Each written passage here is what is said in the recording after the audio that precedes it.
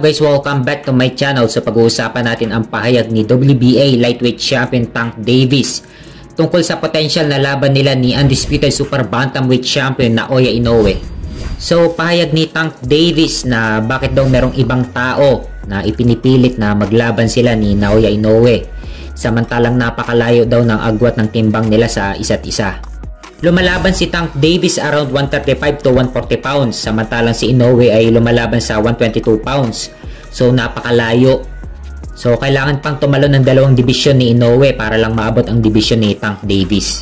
So pahayag pa ni Tank Davis na hindi siya interesado na labanan si Naoya Inoue dahil malayo daw ang timbang ni Inoue sa timbang niya.